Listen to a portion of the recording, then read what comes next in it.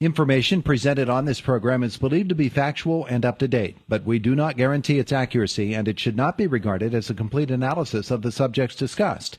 Discussions and answers to questions do not involve the rendering of personalized investment advice, but are limited to the dissemination of general information. A professional advisor should be consulted before implementing any of the options presented.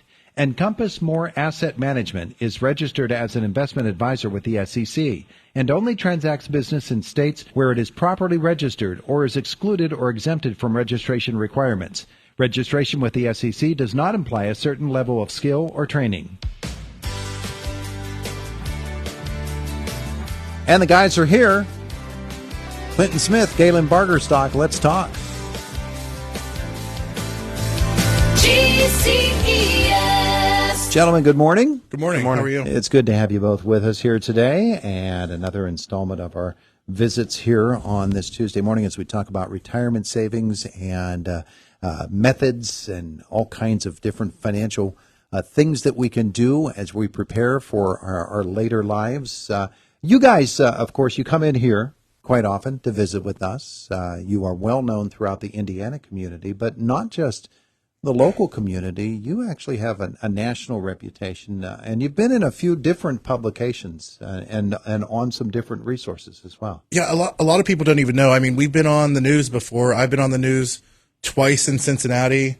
Galen, you've been on in Connecticut how many times? Like 6 or 7 times in Connecticut. And that's just two of the bigger stations that we've been on. But, you know, we have done business in about 39, 40 states is about where we're licensed right now. Mm-hmm. And we have more of a regional pool. Whenever we lived in Indiana, we decided to move back here in 2012. We loved our house. I hated it. He loved it. You know, it was a difficult thing to move back here, but both of our families are from here. I grew up in Salzburg. He grew up in Rural Valley. Dayton, Rural Valley, yeah. Yeah, same place, isn't it? Pretty much. No, they're not. They're 15 miles apart from each other.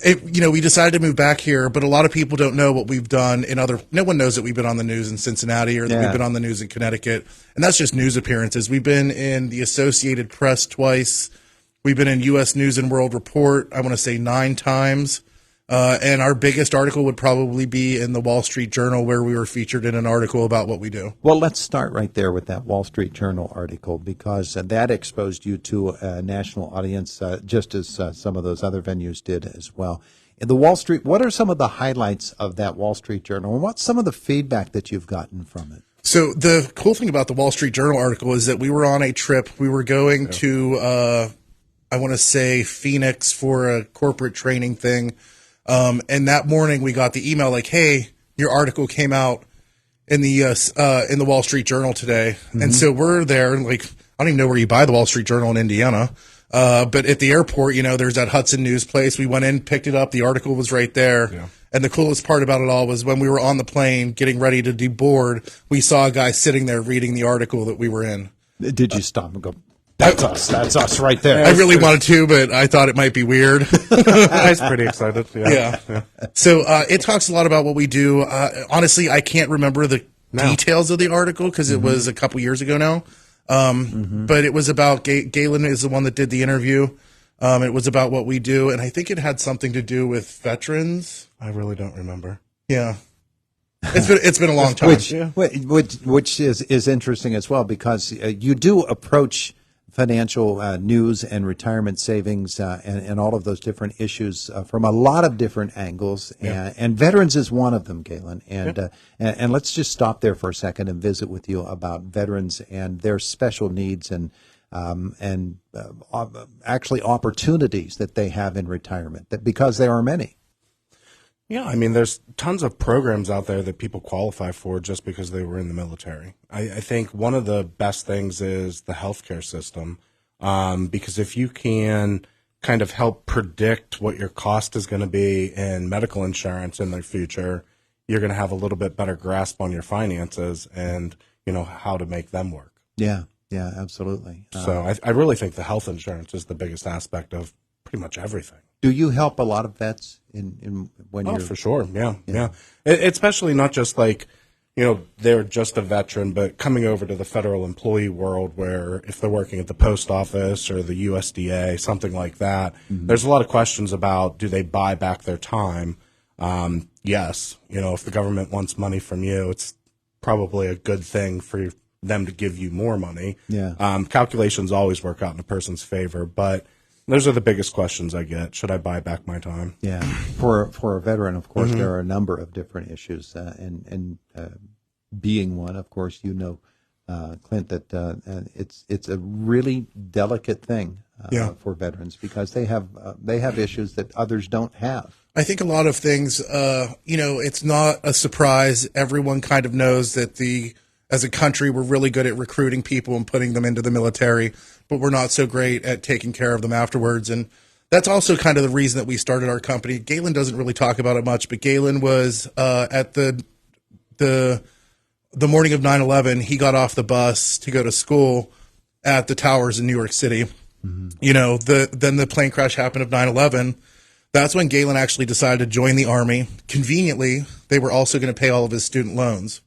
So while Galen was in the Army, he got blown up twice in Iraq. He received a Purple Heart and a Bronze Star, which he will never talk about, but I'll do it for him. And they were supposed to pay off his student loans. Flash forward to 4 years later, he's out of the military, and they still didn't pay his student loans. And it was just simple paperwork that was missed whenever he was stationed in Germany, that they never processed it. It took us, we were together at that point, it took us probably 3 years for him fighting for them to actually pay off the student loans, the promise that they gave to him for him to join the military. And then he got a Purple Heart, Bronze Star, and then they still didn't pay the loans. Yeah. So that's kind of why we do what we do. We don't want federal employees to fall through the cracks like he did in the military, and it's just simple paperwork. Yeah, special perspective, too, on what it is to serve in the military. Now, let's move on to something else that you mentioned. U.S. News and World Report, you've done a number of different articles with them. Have they all been around the same general theme, or do they keep coming back to you and say, what about this? What about that? It's honestly, once we started working with them, it was pretty easy. Our last article with them was something simple. I want to say it had to do with Social Security. But once we started work, it was with the same reporter every time. Once we got to be friends with her, she literally posted on LinkedIn one day at Saturday morning. I think I was watching cartoons on the couch, and she posted on LinkedIn that she was looking for someone for certain information. And I said, hey, Galen can do it. By Tuesday, he was in another article in U.S. News and World Report. So we've done a lot of them. There's varying degrees of information in them.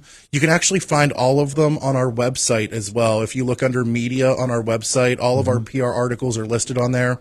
And you can also look by publication and see all the different publications we've been in. Yeah. And now, some of the information, of course, this is unfolding over a period of years. Yeah. And what you're reading there about you in general will still apply.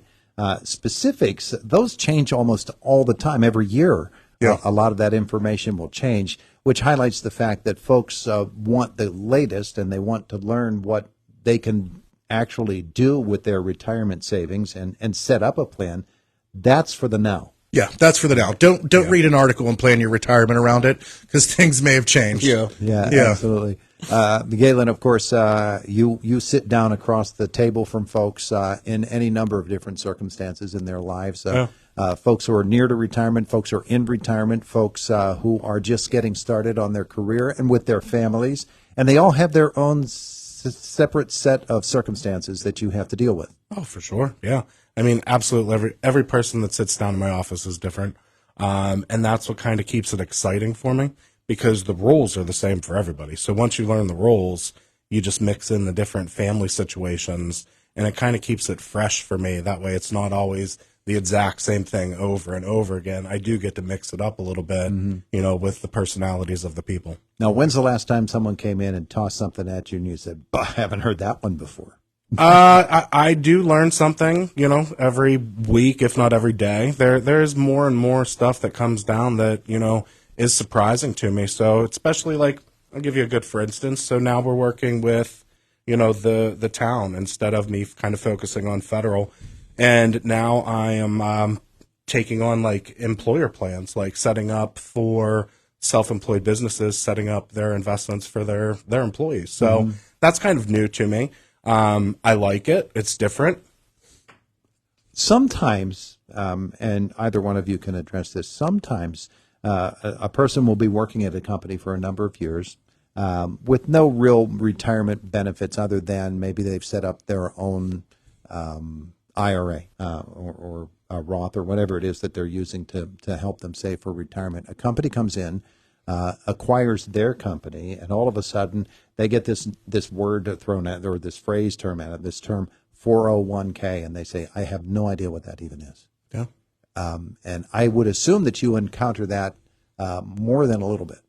Yeah, I mean, different sizes of companies are going to offer different investment plans for their employees. So the larger ones are going to be 401ks. The smaller ones are going to be simple IRAs. So it is different, the verbiage, but at the end of the day, what I like to think of them all as is IRAs, individual retirement accounts, because even though you're getting it from an employer, they're just really maybe matching you money. It's up to you to decide how you're investing inside of it. So it is always on an individual basis of what your returns are going to actually be. Yeah. Yeah. And so you work with each of those individuals, and you work on an individual basis. Yeah.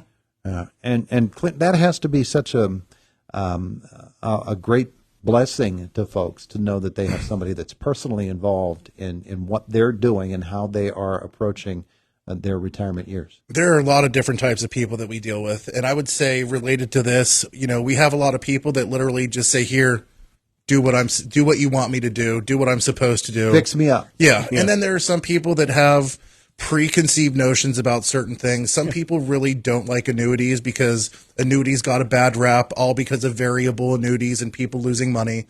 But annuities got a bad rap a couple years ago. So some people think annuities are the worst, which they're probably in one. You know what I mean? Social Security is pretty much like an annuity. You pay in it over time and take money out for the rest of your life. It's basically structured the exact same way, but people will get certain preconceived notions. And that's whenever they sit down and they say, well, I don't want that. Okay, well, here are the other options available to you. So sometimes we have people that think that they know everything, and sometimes we have people that think that they know nothing. Yeah. Either way, it's our job to tell them what the best thing to do is and then do whatever it is that makes them happy. Yeah. Galen, I have a specific question for you. Somebody who has something that they've set up with investment plans, pension plans, whatever it happens to be, years and years ago, and they haven't looked at it for years and years. It's been sitting out there. They have no idea if it's performing well, if it's not performing, if the guy who is supposed to be doing this is even still in business. That they know that they did something years ago, and they're thinking, well, when it comes time to think about it, then I'll think about it. Yeah. Now's pretty much the time to think about it, isn't it? Well, I like this question a lot because I do run into it. So what I would say is if it is a pension plan, where they're offering you a certain dollar amount for the rest of your life, and they're almost non-existent at this point with new companies. But, that type of plan, you don't have to worry about what it's invested in. They're guaranteeing you a monthly income forever. That's like an annuity payment, a monthly income. If you are talking about an old 401k, that's completely different because you shouldn't just set it and expect a balance to reach, 30 years later if you're not monitoring it at all. But what I would say is you should not wait until the last minute for any of that. You should address it because some of these times, even with the pension plans, people tell me, oh, well, I got this letter, the company changed. And then 5 years later, I got this other letter that the company changed that took over. So now the people don't even know where their original money is sitting now. Yeah. And they have to they're retiring in 4 months, and now they're trying to track down what's going on. So I really think that shoebox needs addressed. And I do ask those questions when I sit down with people. Where did you work before? Did you have something with them? And if you don't know the answer to, which people are like, I don't know, maybe it's worth a phone call to find out to see if there was something there. Yeah. The important thing I would say is if it is from a previous employer, you definitely need to take care of it because once you stop putting money in it, all it is going to do is take market losses. It's not going to grow whenever the market goes back up because you're not feeding money into it.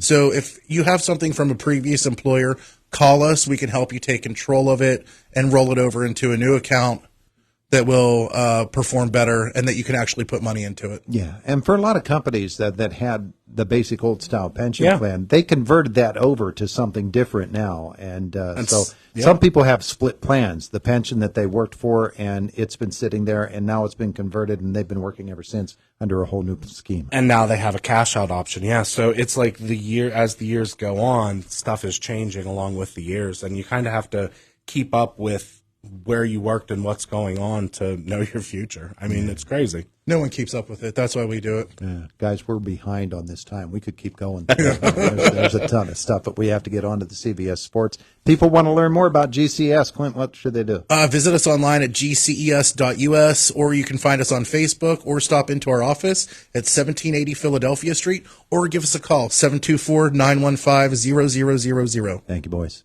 Thank you. The voice of Indiana County, it's WCCS 101.1 FM, AM 1160, and WCCSradio.com.